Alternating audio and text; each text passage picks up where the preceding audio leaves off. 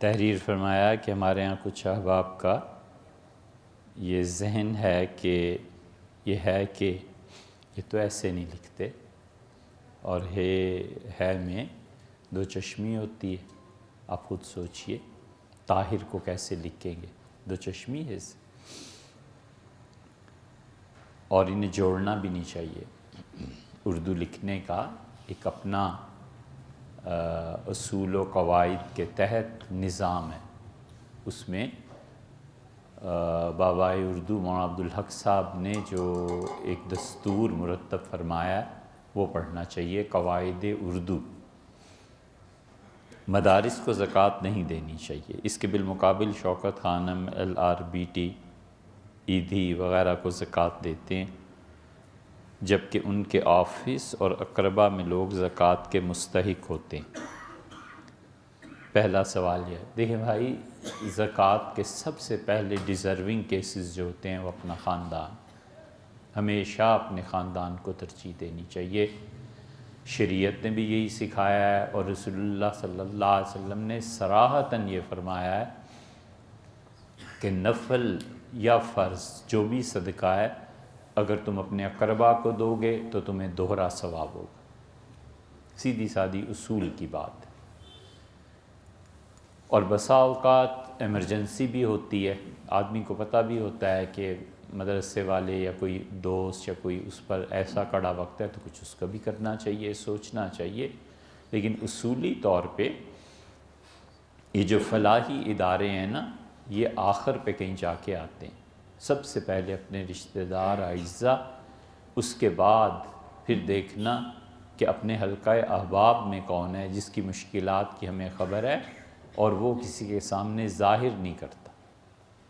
اللہ تعالیٰ نے فرمایا ہے کہ تعرفہم بسیماہم، تم ان کی گفتگو، ان کے اٹھنے بیٹھنے چلنے پھرنے سے اندازہ کر لوگے کہ یہ ڈیزرونگ کیس ہے، اسے زکوٰۃ ملنی چاہیے. لا یسألون الناس الحافا،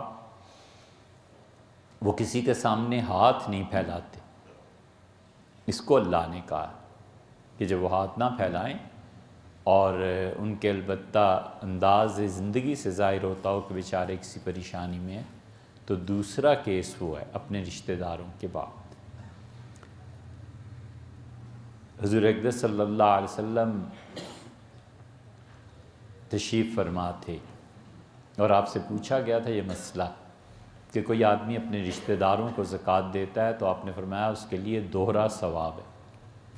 اور ایک مرتبہ آپ اپنے گھر پہ تھے تو ایک عورت نے دروازہ کھٹکھٹایا تو آپ نے حضرت بلال رضی اللہ عنہ سے فرمایا کہ پوچھو کون ہے. تو معلوم ہوا کہ زینب آئی ہیں، خدمت میں حاضر ہوئی ہیں. تو آپ نے فرمایا کون سی زینب؟ زینب نام کی کئی خواتین.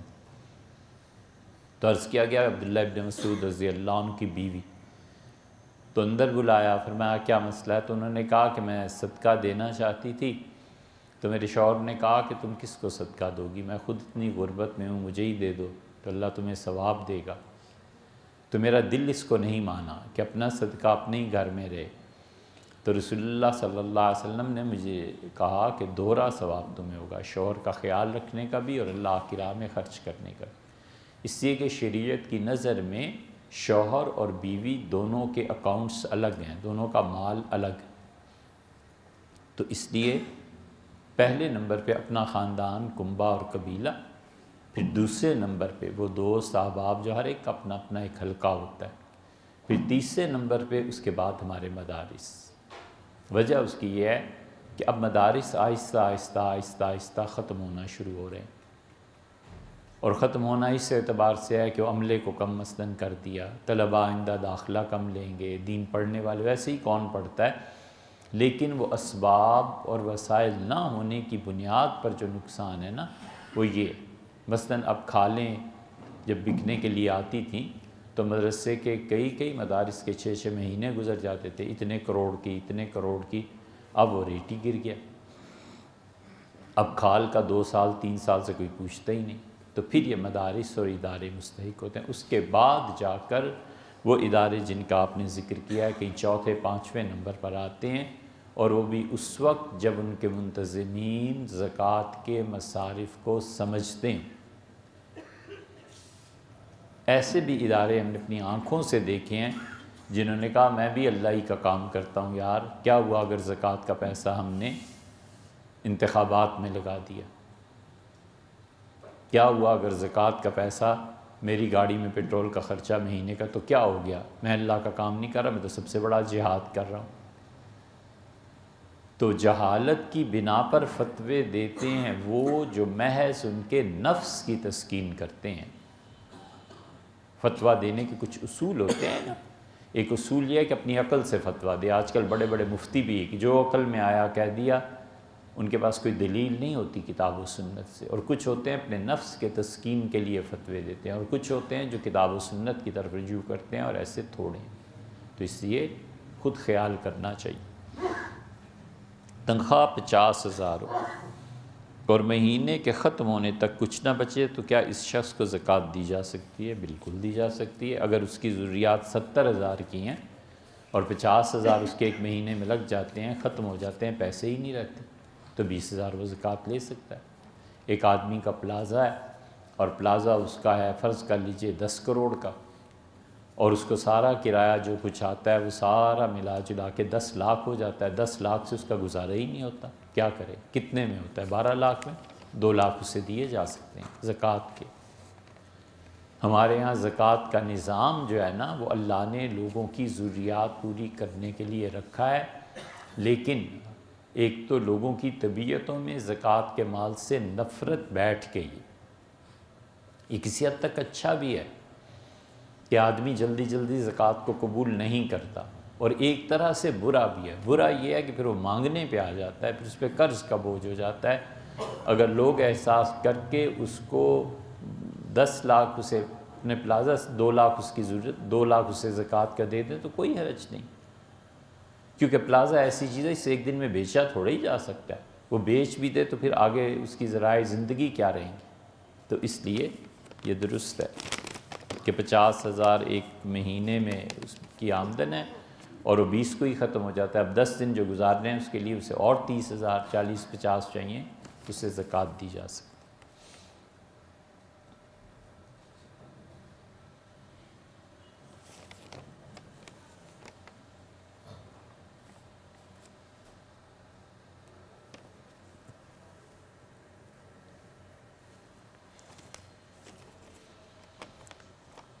تین سوالات ہیں، ایک واٹس ایپ پہ ہے اور 2 یہ ہیں۔ واٹس ایپ پہ تو خیر بہت سے ہیں، لیکن ان میں سے ایک سوال جو 2 ہفتے سے پینڈنگ میں جا رہا ہے، 3 ہفتے سے، وہ یہ ہے کہ خاتون کے لیے دوسرا نکاح کرنا کیسا ہے؟ دیکھیں، 2 طرح کے موقف ہیں اور دونوں غلط ہیں۔ ایک موقف یہ ہے کہ ہر حالت میں اس کا نکاح کرنا ضروری ہے، نہ اس کو دیکھا جائے نہ پوچھا جائے، چونکہ بیوہ ہو گئی ہے لہٰذا اس کا نکاح تو فرض اور واجب کے درجے میں پہنچ گیا ہے۔ سب سے پہلا کام دین کو زندہ کرنے کے لیے یہی کرنا ہے کہ اس کا نکاح کرو۔ غلط بات۔ شریعت نے اسے اجازت بھی دی ہے اور شریعت ہی نے اس کے لیے دوسرے حل بھی رکھے۔ انسان کی گمراہی کے لیے اتنا کافی ہے کہ وہ نفل کو بھی اسی حیثیت سے لے لے جس حیثیت سے فرض کو لیتا ہے۔ ایک ہے دوام، استقامت، اور ایک ہے اس کو فرض کے درجے میں لے آنا۔ ایک آدمی 10 نفل مثلاً روزانہ پڑھتا ہے، موت تک پڑھتا رہے، اللہ کو پسند ہے، بالکل ٹھیک ہے، روز پڑھتا ہے، جو عمل اس نے نیکی کا شروع کیا تھا بہت اچھا ہے، موت کے دن تک جاری رہے۔ مگر جس دن کبھی مرض سے سفر سے چھٹ گیا تو وہ واویلا مچائے اور شور مچائے اور لوگوں کو بھی کہے کہ تم بھی 10 نفل روز پڑھا کرو۔ غلط بات۔ جو چیز اللہ نے فرض قرار نہیں دی تم اپنی جان پہ یا دوسروں پہ کیسے فرض کر رہے ہو؟ اللہ نے اسے نفل کے درجے میں رکھا ہے، کرتے رہی۔ ایک آدمی 100 مرتبہ درود شریف پڑھتا ہے، بس پڑھتا رہے، بہت اچھی بات ہے موت کے دن تک، لیکن جس دن اس نے سمجھ لیا نا کہ دوسروں پہ بھی فرض ہے کہ 100 مرتبہ پڑھا کریں تو اس دن گمراہی کا دروازہ کھل جائے۔ شاطبی رحمۃ اللہ علیہ نے اس پر بہت تفصیل سے بحث کی۔ شاطبی کہتے ہیں کہ رکن یمانی اور حجر اسود کے درمیان یہ جو اللہ کا نام پڑھتے ہیں، یا عزیز یا غفار یا ارحم الراحمین، وہ کہتے ہیں یہ بدعت ہے۔ لوگوں نے اسے اس طرح شروع کر دیا ہے جیسے یہاں پر پڑھنا یہ سنت سے ثابت ہے، حالانکہ کچھ بھی نہیں۔ وہ کہتے ہیں آہستہ آواز سے کوئی آدمی، مطلب ان کا یہ ہے کہ پڑھے، اس کی اپنی مرضی۔ تو نفل کو کبھی بھی فرض کے درجے میں نہ لائے، یہ پہلی بات۔ اور حضور اقدس صلی اللہ علیہ وسلم ایک درود شریف کی ہم نے مثال دی۔ مدینہ منورہ میں حضرت رسالت مآب صلی اللہ علیہ وسلم کی اولاد میں تھے کوئی، تو ان کا نام بھی آتا ہے، تو ان کے ہاں بہت غربت تھی، فاقے تک نوبت پہنچ گئی تھی، ان کے ہاں ولادت کا کوئی مسئلہ تھا، بڑے پریشان تھے۔ تو رسول اللہ صلی اللہ علیہ وسلم اپنے جد امجد کو خواب میں دیکھا اور آپ نے فرمایا گورنر کے پاس جاؤ، اور نے کہا کہ ہر جمعہ رات کے بعد جمعے کی صبح سے پہلے 100 مرتبہ تمہارا سلام مجھے پہنچتا تھا، اب میں بڑا خوش تھا، لیکن پچھلے ہفتے تم نے نہیں بھیجا۔ تو پھر محبت سے فرمایا کہ اسے میرا سلام کہنا، اور اسے کہنا تمہاری سزا یہ ہے کہ اب 100 تولے سونا تمہیں دے۔ وہ اب اٹھے پریشان کہ کیا کروں، خیر گورنر کے پاس چلے گئے اور جا کے کہا، تو انہوں نے کہا یہ ایسے راز کی بات ہے جو دنیا میں میرے علاوہ کسی کو نہیں پتہ، میرے گھر والے اور بیوی بھی نہیں جانتی کہ میں ہمیشہ جمعرات کو عشاء کی نماز پڑھ کے 100 مرتبہ حضور اقدس صلی اللہ علیہ وسلم پہ سلام پیش کرتا تھا۔ تو ایسا راز ہے کہ آپ سچے ہیں، وہ تشریف لائے ہوں گے، اور پھر 100 نکال کے دیے درہم، سونے کے سکے، 100 تولے سونا۔ انہوں نے کہا یہ تو آپ کے لیے ہے جو حضرت نے فرمایا علیہ الصلوۃ والسلام، اور یہ میری طرف سے رکھیں 100 اور پھر 100 آپ اور بھی رکھ لیں، اور پھر آپ کے یہاں ولادت 100، کئی 100 کر دیے۔ انہوں نے کہا بس صرف 100 ہی مجھے دیں، انہوں نے یہی فرمایا تھا، 100 لے کے چل پڑے۔ تو یہ ایک نفل عمل ہے، نیکی کا عمل ہے، آدمی ضرور کرے، مگر نفل کو فرض کے دے۔ تو نکاح دوسرا کرنا اس عورت کے لیے ہے کیا؟ اگر فرض ہے ضرور کرے، کس نے منع کیا؟ اور اگر واجب ہے تو کر لے۔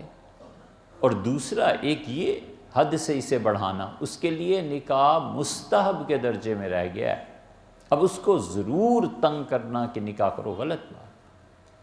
اور دوسرا درجہ کہ نکاح ہونے ہی نہ دینا، یہ سمجھنا کہ ہماری عزت کا بڑا مسئلہ بن جائے گا، اگر ہماری بیٹی نے دوسرا نکاح کر لیا تو لوگ کیا کہیں گے۔ یہ معاشرتی رسم بھی، اس کی تردید بھی ضروری ہے، اسے بھی ختم ہونا چاہیے۔ شریعت نے دونوں کے درمیان بات رکھی کہ اگر لڑکی پہ نکاح ضروری ہے، وہ سمجھتی ہیں ضرور کریں۔ اسی لیے حنفی فقہا میں نکاح کے لیے سب سے زیادہ آسانی ہے کہ وہ لڑکی کے لیے اجازت لینا، بشرطے کہ وہ اپنی برابری کی سطح پر کر رہی ہو۔ حنفی فقہا اسے نہیں مانتے۔ حنفی فقہا کہتے ہیں کہ برابر کی سطح پہ اگر کر رہی ہے پھر کسی کی اجازت کی بھی ضرورت نہیں ہے، ٹھیک ہے وہ کر سکتی ہے۔ ان کی دلیل سب سے بڑی یہ ہے کہ قرآن میں بار بار اللہ عورتوں کو مخاطب کر کے کہتا ہے کہ تم اپنا نکاح جب کرتی ہو، تمہارا نکاح، اور ان کی طرف نسبت کرتا ہے، تو اس لیے لڑکی کو کیا اتنی مشکل پڑی ہے، اگر نکاح فرض ہے تو کر لے، اور نکاح نہ کرے تو بھی ٹھیک ہے، پھر کیا حرج ہے؟ اگر وہ سمجھتی ہے کہ وہ گناہ میں نہیں پڑے گی والعیاذ باللہ، اور وہ سمجھتی ہے کہ بھیک میں نہیں پڑے گی، اس لیے کہ ایک طرف نکاح ہے کوئی سنبھال سکتا ہے، دوسری طرف بچے ہیں، اس کو ان کا گزر اوقات کے لیے پیسہ چاہیے، اب وہ بھیک مانگنے پہ آ جائے، یہ بھی غلط ہے۔ ان دو انتہاؤں کے درمیان میں بات ہے کہ وہ خود اپنے بارے میں فیصلہ کرے کہ کیا کرنا چاہتی، اور دوسرا نکاح نہ کرے، کیا پھر حرج ہے؟ حضور اقدس صلی اللہ علیہ وسلم کے وہاں واقعات نہیں ہیں؟ نبی کریم صلی اللہ علیہ وسلم نے کی بہت خواہش تھی، رسول اللہ صلی اللہ علیہ وسلم کی کوئی شادی ان کے ددھیال میں نہیں ہوئی تھی، اور نبی کریم صلی اللہ علیہ وسلم کی بہت خواہش تھی کہ کسی طرح نکاح ہو جائے ام ہانی رضی اللہ عنہا سے۔ ام ہانی ابو طالب کی بیٹی تھی، رسول اللہ صلی اللہ علیہ وسلم کا بڑا تعلق تھا ام ہانی سے، چچا زاد بہن تھیں گویا۔ حضور اقدس صلی اللہ علیہ وسلم کو اتنا تعلق تھا کہ مکہ جب فتح ہوا ہے تو سیرت میں یہ آتا ہے، سیرت پڑھنی چاہیے۔ ہم بہت بے خبر ہیں، ہر چیز سے ہی بے خبر ہیں، سیرت ہی کا کیا رونا ہے۔ تو رسول اللہ صلی اللہ علیہ وسلم نے فرمایا یہ فلاں کو قتل کر دینا ہے، یہ اسلام کا بہت شدید مخالف تھا، اللہ کی راہ میں رکاوٹ بنا ہوا تھا اس وجہ سے۔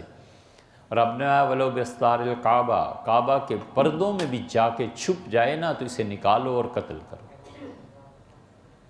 یہ تھے ام ہانی کے دیور۔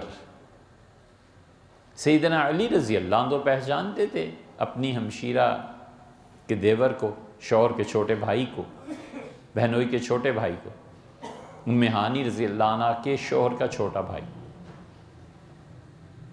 تو وہ بھاگ کھڑا ہوا، سیدنا علی رضی اللہ عنہ تلوار لے کے اسی کے پیچھے بھاگے اور گلی میں، تو وہ جلدی سے ام ہانی رضی اللہ عنہ کے گھر چلا گیا۔ تو اس نے کہا کہ بھابھی وہ مجھے مارنے آ رہا ہے، علی آپ کا بھائی مار دے گا، قتل کر دے گا، مجھے چھپاؤ۔ تو انہوں نے کہا اس پلنگ کے نیچے گھس جاؤ۔ وہ پلنگ کے نیچے چلا گیا، سیدنا علی رضی اللہ عنہ داخل ہوئے تو انہوں نے کہا کہاں ہے وہ تمہارا دیور؟ حضور صلی اللہ علیہ وسلم ہے بیت اللہ کے پردوں میں بھی اگر ہونا تو بھی قتل کرنا اس کا ضروری۔ تو ام ہانی نے کہا چلو میرے ساتھ، بھائی کو لے آئیں سیدنا علی رضی اللہ عنہ کو،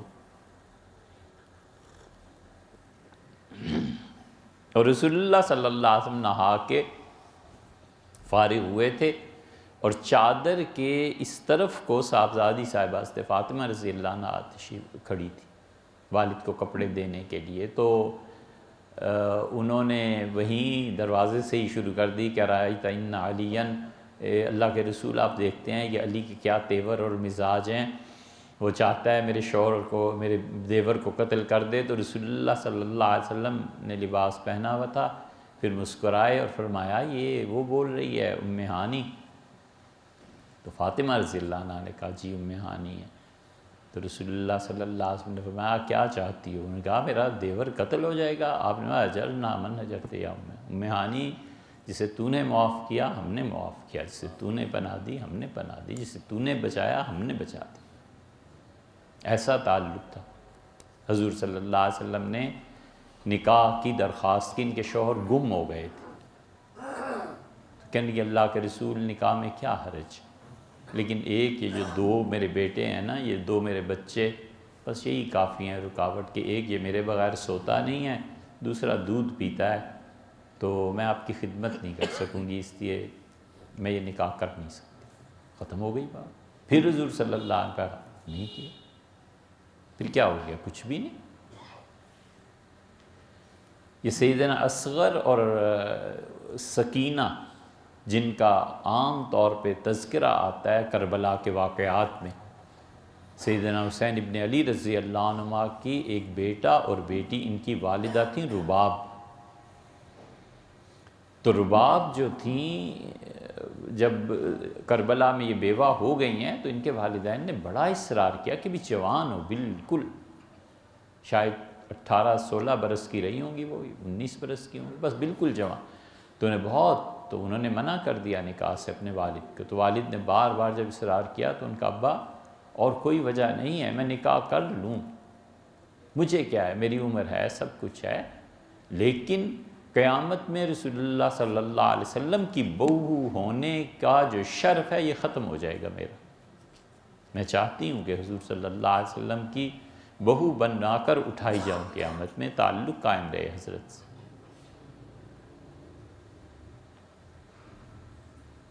فریابی نے ایک حدیث پہ کتاب لکھی ہے، اس کا حوالہ آپ نے پہلے بھی دیا تھا۔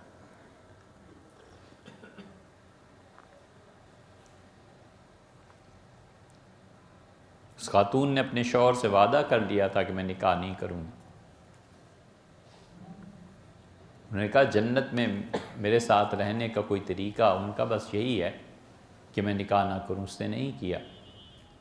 پھر والد نے مجبور کیا، پھر دوسرا نکاح ہوا، لیکن جب وہ نکاح سے فارغ ہوئے ہیں، وہ رات کو جب سوئی تو اس نے کچھ ایسی چیز دیکھی خواب میں، اور حضور صلی اللہ علیہ وسلم سے آ کے عرض کیا کہ میں نے اپنے شوہر کو خواب میں دیکھا ہے، میری بھی رخصتی تو نہیں ہوئی لیکن میں نے آج انہیں دیکھا ہے، وہ پریشان تھے اور مجھ سے شکوہ کر رہے تھے کہ زندگی میں تم نے ساتھ نبھانے کا وعدہ کیا تھا اور آج تم نے دوسرا نکاح کر لیا۔ تو حضور صلی اللہ علیہ وسلم سب کچھ سنا اور فرمایا اگر ان کے بغیر رہ سکتی ہو تو رہ جاؤ، بس ٹھیک ہے۔ نبی کریم صلی اللہ علیہ وسلم نے یہ کتنے واقعات ہیں۔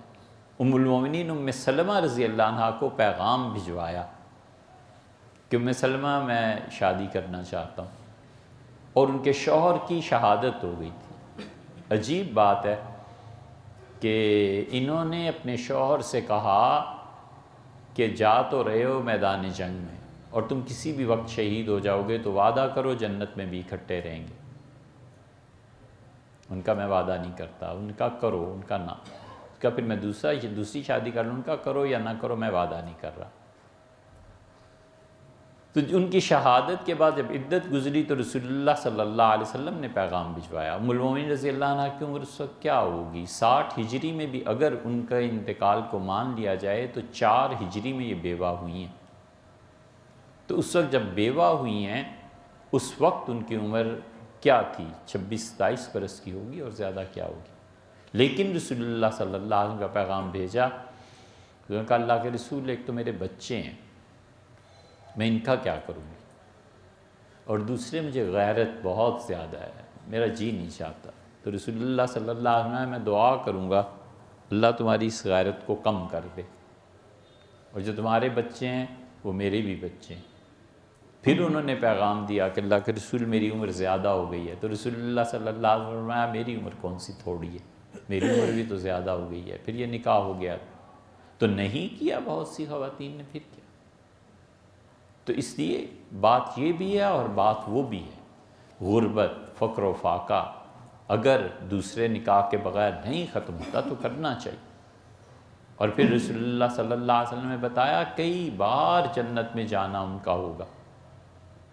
فرمایا میں جنت کو میں ایک مرتبہ جاؤں گا تو دروازہ کھلے گا میرے لیے، تو میں ایک عورت کو دیکھوں گا اور میں پوچھوں گا یہ کون ہے، تو فرشتے بتائیں گے کہ اس کے شوہر کا انتقال ہو گیا جب یہ بالکل جوان تھی، اور اس نے اپنے بچوں کی تعلیم تربیت کے لیے اتنی محنت کی کہ اس کے سارے سیاہ بال سفید ہو گئی ہے ماں، اور اس کے چمکتے ہوئے خوبصورت اور سفید گال پچک گئے اور رنگت چہرے کی بدل گئی، اور یہ اپنے بچوں پہ صبر کر کے بیٹھی رہی، پالتی رہی۔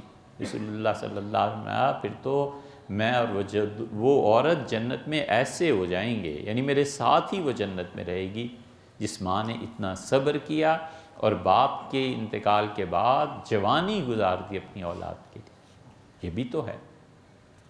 تو اس لیے اعتدال میں رہنا چاہیے، نہیں ہے ضرورت نہ صحیح، ضرورت ہے تو ضرور ہونا چاہیے۔ روحوں سے فیض حاصل کرنے سے کیا مراد ہے؟ ایسے ضمن میں سلسلہ نقشبندیہ ویسیہ بھی کی بھی وضاحت کر دیں۔ کیا 5 جگہیں سینے میں، ایک ماتھے اور سر پہ؟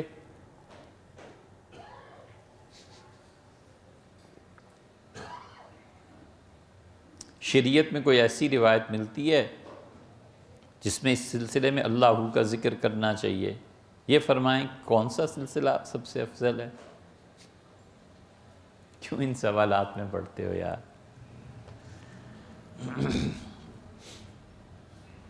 ارواح سے فیض ہوتا ہے، اس کا انکار کرنا گمراہی اور جہالت 2 چیزوں پہ مبنی ہے۔ جاہل آدمی ہوگا جو اس کا انکار کرے گا، اس نے پڑھا نہیں، ایک، اور دوسرے اس آدمی کو علم بھی نہیں ہوگا اور پھر کیا کہیں گمراہی میں چلا جائے گا۔ جس چیز پہ امت اب تک چلتی چلی آ رہی ہے نا، اس کو قائم رہنے دینا چاہیے۔ نہیں سمجھ میں آتی تو نہیں آتی، اس میں حرج کیا، بہت سی چیزیں سمجھ میں نہیں آتی۔ تو ارواح سے فیض ہوتا ہے۔ حضرت رسالت مآب صلی اللہ علیہ وسلم کی روح مبارکہ سے بھی فیض ہوتا ہے۔ فیض ہے کیا چیز؟ اثر، تربیت، اس تعلق کی وجہ سے ہزاروں لوگ آپ کو ایسے ملیں گے کہ ماں باپ کی ارواح عالم ارواح سے متوجہ رہتی ہیں، یہ ان کا فیض ہے۔ کوئی مشکل وقت، کوئی گھڑی آنی ہوتی ہے، کسی نے دنیا سے جانا ہوتا ہے، ماں باپ آ گئے، دادا کو آج دیکھا، برسوں کے بعد فلاں کو دیکھا، فلاں کو لینے، اس طرح کے بہت سے واقعات آپ کو ملیں گے، یہ سب اس کی روح کا فیض ہے۔ کیونکہ انسانی روح جب ٹائم اینڈ سپیس سے نکل جاتی ہے تو پھر اس کا شدت سے غلبہ ہوتا ہے، اور جسم کیا ہے انسان کا، وہ رضائی اتار کے پھینک دی، گل سڑ گئی، ختم ہوا، لیکن روح کے اثرات برابر ہوتے ہیں۔ اس لیے عالم ارواح یہ مستقل ایک حقیقت ہے، اور ارواح وہاں سے جا کر خبر دیتی ہیں، حتیٰ کہ کبھی کبھی جس سے جنازہ پڑھایا ہوتا ہے اس کو بتاتی ہیں کہ اب ہمارے ساتھ یہ ہوا ہے۔ کئی جگہ ہوتا ہے، خود حضرت رسالت مآب صلی اللہ علیہ وسلم کے زمانے میں نہیں تھا۔ حضور اقدس صلی اللہ علیہ وسلم صحیح بخاری میں آتا ہے، آ کے عرض کیا گیا کہ عثمان بن مظعون رضی اللہ عنہ جنہیں دفن کیا گیا ہے، وہ ان کے لیے پاس ایک چشمہ تھا، تو حضور صلی اللہ علیہ وسلم نے فرمایا یہ نیکی کے اعمال جو کرتے رہے ہیں عثمان، یہ وہ ہے۔ عثمان بن مظعون رسول اللہ صلی اللہ علیہ وسلم کے بھائی تھے، دودھ شریک، اور اتنی محبت تھی، اتنی زیادہ۔ حضرت عمر رضی اللہ عنہ کہتے تھے ان کی میت قبر میں اتار رہے تھے، رات کا وقت تھا، چراغ جل رہے تھے، تو میں اور ابوبکر رضی اللہ عنہ جب اتاری تو ذرا سی ہم سے جلدی ہو گئی، تو ڈانٹ پڑی رسول اللہ صلی اللہ علیہ وسلم سے، آپ نے ادب علی اخی، تم دونوں اپنے بھائی کا احترام نہیں کرتے؟ اور اس قبر پہ رسول اللہ صلی اللہ علیہ وسلم روئے اور فرمایا یہاں پتھر رکھ دو، مجھے میرے بھائی کی یاد ستائے گی تو اس لیے نشان باقی رہے۔ یہ ارواح سے ہوتا ہے، عالم ارواح سے انسان کا تعلق بن جاتا ہے۔ روح جب آزاد ہو جاتی ہے تو روح نے جس حالت میں زندگی گزاری ہوتی ہے اس کا غلبہ اس پہ ہو جاتا ہے، یہ پاک روح ہے۔ مثلا اس نے علم میں زندگی گزاری ہے تو اپنے متوسلین کو روح کا جو فیض پہنچتا ہے علم کے ذریعے سے، اس نے زندگی گزاری ہے خیرات میں، اللہ کی راہ میں خرچ کرتے ہوئے، اس کا فیض اس سے پہنچتا ہے۔ حتیٰ کہ اس نے سیاسیات میں زندگی گزاری ہے تو اس کا بھی فیض پہنچتا ہے۔ چیزیں نظر آتی ہیں، ایسے تھوڑا ہی اللہ کا یہ جہان، یہ پوری دنیا ہے، اس کا انکار کرنا یا لا علمی ہے یا پھر گمراہی ہے، دو کے علاوہ کچھ نہیں۔ ایک آدمی نے، شیخ الہند رحمۃ اللہ علیہ، ریشمی رومال، انگریزوں کے خلاف تحریک، یہ وہ سب کچھ ہوتا رہا، وفات کے بعد کسی نے خواب میں دیکھا، حضرت شیخ الہند رحمۃ اللہ علیہ بہت بڑے آدمی تھے دیوبندی طبقے میں، ان جیسا آدمی کون تھا؟ اور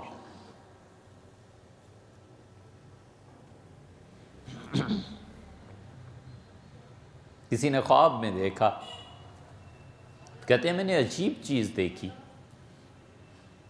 کہ اللہ کے عرش کا پایا پکڑا ہوا ہے اور رو رہے ہیں۔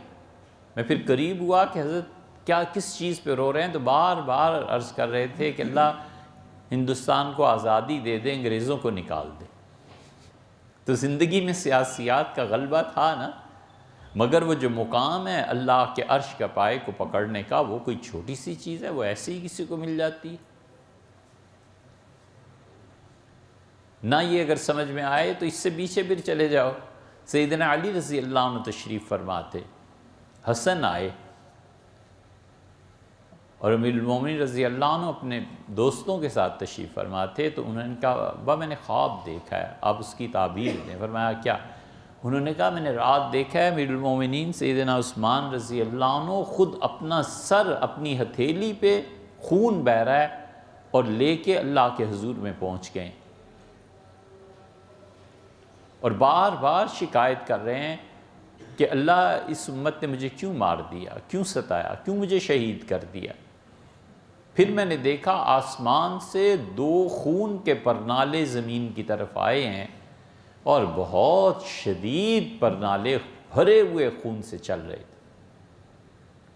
جو بیٹھے ہوئے تھے نا وہ سمجھ گئے اور سہمے، اور اتنی شدید خوف کی کیفیت اور سہم ان پہ طاری ہوا۔ انہوں نے کہا سیدنا علی رضی اللہ عنہ سے کہ مولا کیا کہہ رہے ہیں حسن؟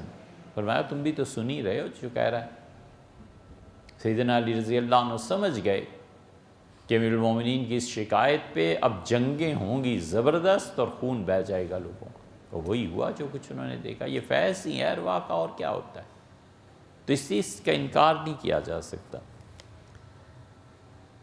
جہاں تک اس کا تعلق ہے کہ سلسلہ نقشبندیہ اویسیہ کے بارے میں کچھ کہیں تو دیکھو بھائی، اویسیہ سلسلہ ہے، اس کا انکار نہیں ہے۔ حضرت شاہ ولی اللہ رحمۃ اللہ نے لکھا ہے کہ میں اویسی سلسلے سے ہوں۔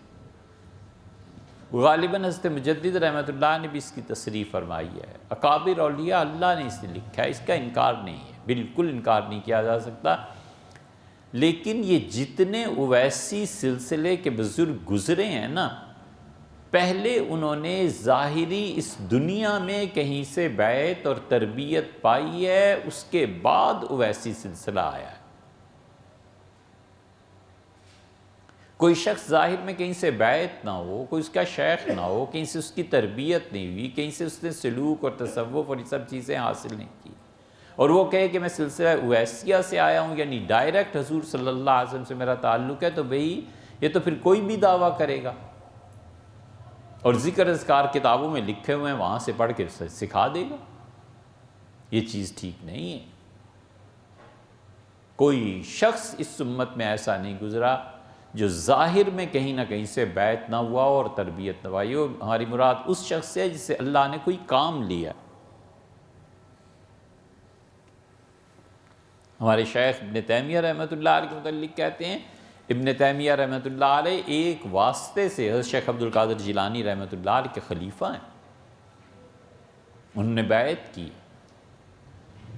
خدا کرے کبھی آئرلینڈ میں جانے کا موقع ملے تو وہاں ہم نے کتاب دیکھی تھی، وہ اب مل نہیں رہی، ایک رسائل تھے، اس میں شیخ کی ایک چیز آ گئی ہے، وہ کوئی وہاں جائے اور وہاں سے لائے۔ ان عربوں نے اسے چھپا دیا ہے، وجہ اس کی جانتے یہ بھی ہیں، لیکن چونکہ تصوف کے بنیادی طور پہ خلاف ہیں نا، اور پڑھے لکھے تو ہیں نہیں، وگرنہ وہ کیوں نہیں لکھتے کہ ابن تیمیہ رحمۃ اللہ علیہ خود صوفی تھے، صوفیہ پہ تنقید کرتے رہے۔ اور دمشق میں سب سے بڑا قبرستان صوفیوں کا جو تھا، شیخ کو اسی جگہ اولیاء اللہ کے درمیان قبر کی جگہ ملی، وہیں تدفین ہوئی۔ فرانسیسیوں نے سارا مٹا دیا۔ جب بلڈوزر چلنے شروع ہوئے، ہمارے شیخ مولانا ابوالحسن علی ندوی رحمۃ اللہ علیہ فرماتے تھے کہ جب فرانسیسیوں نے یونیورسٹی بنانے کے لیے اس قبرستان کو ختم کرنا شروع کیا تو شاہ سعود سعودیہ کے اس وقت شاہ تھے، تو اب ان کے ایک دوست وہاں رہتے تھے، تو انہوں نے فوراً فون ملایا اور انہوں نے کہا شاہ سعود سے کہ یہ فرانسیسی سارا قبرستان ختم کر رہے ہیں اور ہمارے شیخ ابن تیمیہ رحمۃ اللہ علیہ کی قبر بھی ختم ہو جائے گی۔ تو پھر شاہ سعود نے دخل دیا اور اسے کہا اس قبر کو نہ چھیڑنا، ویسے تو تم تصوف کے اتنا خلاف، اور تمہارے شیخ ابن تیمیہ رحمۃ اللہ کی قبر پہ بلڈوزر چل جاتا، صحابہ رضی اللہ عنہ کی قبروں پہ بلڈوزر چل گئے، سب کچھ کر لیا، مگر اپنے شیخ کی جب باری آئی نا، انہوں نے کہا نہیں اس قبر کو نہیں چھیڑنا۔ اب تک شیخ کی قبر سے فیض ملتا ہے، اب تک شیخ ان جیسی قوی شخصیت اور روحانیت کا بادشاہ کون ہے جو شیخ کے علم اور ان کے جلال اور ان کی محبت کے سامنے پگھل نہ جائے۔ اس لیے ظاہر میں تعلق ضروری ہے، ورنہ کوئی بھی 2 ٹکے کا ولیعذ باللہ فاسق و فاجر، حتیٰ کہ عقیدے کا پتہ نہیں اٹھ کے کہے گا کہ میں ویسیہ سلسلے میں حضور اقدس صلی اللہ علیہ وسلم کا خلیفہ ہوں، اب کر لو جو کرنا ہے، کیا کرے یار۔ اسی لیے یاد رکھنا چاہیے، حضرت گنگوئی رحمۃ اللہ علیہ فرماتے تھے کہ دلی کے زندوں میں اتنا کچھ نہیں رہا جتنا دلی میں مرے ہوئے بزرگوں کی قبروں میں ہے، لیکن کیا کریں، تربیت کے لیے زندے کے پاس جانا پڑتا ہے۔ حضرت مجدد رحمۃ اللہ نے نقل فرمایا مکتوبات میں، حضرت نے لکھا ہے کہ مردہ شیر سے زندہ بلی اچھی ہے۔ تو اس لیے اگر کوئی شخص ظاہر میں کہیں سے بیعت اور تعلق نہیں ہے، پھر وہ کہتا ہے سلسلہ ویسیہ سے، تو اس کی بات نہیں مانی جا سکتی، لیکن سلسلہ ضرور ہے، پہلے ظاہر میں، پھر اس کے بعد اگر دعویٰ کرتا ہے تو کوئی حرج نہیں۔ پھر یہ بات آپ نے لکھی ہے کہ ایسے مقامات ہیں، تو یہ بزرگوں کا کشف ہے لطائف ستہ کے متعلق۔ پھر بہت اختلافات ہیں کہ کہاں کہاں پائے جاتے ہیں۔ ناف کے نیچے ہے ایک لطیفہ، سر کے اوپر ہے، پیشانی میں ہے، وسط میں ہے۔ لطائف ستہ سینے میں ہے، روح، دل، قلب، روح، سر، خفی، اخفا، اس کے کیا کیا طریقے ہیں، یہ سب اولیاء کرام کے اپنے اپنے مکشوفات ہیں۔ ماننا چاہیے، بہت اچھی بات ہے۔ نہیں مانتا تو بے ادبی نہ کرے، یہ نہ کہے، مذاق نہ اڑائے، بس اتنی سی بات ہے، مذاق نہ اڑائے۔ ان بزرگوں پہ کچھ منکشف ہوا ہے، خدا نے کوئی تعلیم انہیں دی، ہوئی ہوگی، بھئی آپ کی سمجھ میں میری سمجھ میں فرض یہ نہیں آتا تو بس چپ کر کے ادب سے گزر جائے، یہ نہ کہے کہ یہ غلط باتیں ہیں، یہ چیزیں ہیں، اس کی تردید کی ضرورت اتنی کیا پیش آ گئی۔ کون سا سلسلہ سب سے افضل ہے؟ اللہ تک پہنچ جائے نا تو سب برابر ہے، ٹھیک ہے، اللہ تک پہنچنا ہے۔ آخری سبق تلقین فرمایا تھا حضرت حسین احمد صاحب مدنی رحمۃ اللہ علیہ کو ان کے شیخ مولانا رشید احمد صاحب گنگوئی رحمۃ اللہ علیہ نے۔ مولانا گنگوئی رحمۃ اللہ علیہ جیسا کوئی دوسرا آدمی نہیں ہے جو دیوبند کے اکابر میں گزرا۔ بیک وقت 3 چیزوں میں اللہ نے حضرت کو بڑا مقام عنایت فرمایا تھا، ایک فقہ میں، ایک حدیث میں، اور ایک تصوف۔ بہت بڑے صوفی تھے، اتنا بڑا صوفی کون تھا اور دیوبندیوں، اور حدیث میں کمال تھا، اور فقہ میں بھی۔ حضرت رحمۃ اللہ بس ایک بات کہنی ہوتی تھی، ایک جملہ کہہ دیتے تھے، وہی کافی ہو جاتا تھا۔ تو حضرت نے مدینہ منورہ خط لکھا اور یہ لکھا کہ گرچہ وہاں سب کچھ ہے، لیکن کچھ دن کے لیے یہاں گنگو میرے پاس آ جاؤ۔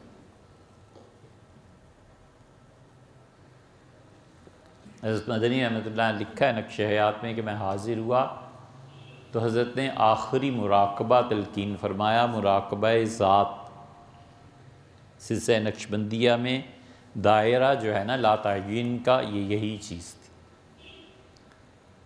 اور پھر مجھے کچھ عرصے اپنے پاس رکھا اپنی خانقاہ میں، تو میں مراقبہ کرتا رہا۔ پھر مجھے اجازت مرحمت فرمائی، پھر میں نے حضرت سے عرض کیا کہ مجھے سلسلہ نقشبندیہ کا طے کرنے کا، سلوک کا بہت شوق ہے، تو مجھے سلسلہ نقشبندیہ کے اسباق بھی دیں۔ تو حضرت رحمۃ اللہ نے مجھ سے فرمایا کہ جو مراقبہ میں نے تلقین کیا ہے نا، اسے کرو، اور اس میں مہارت ہونی چاہیے۔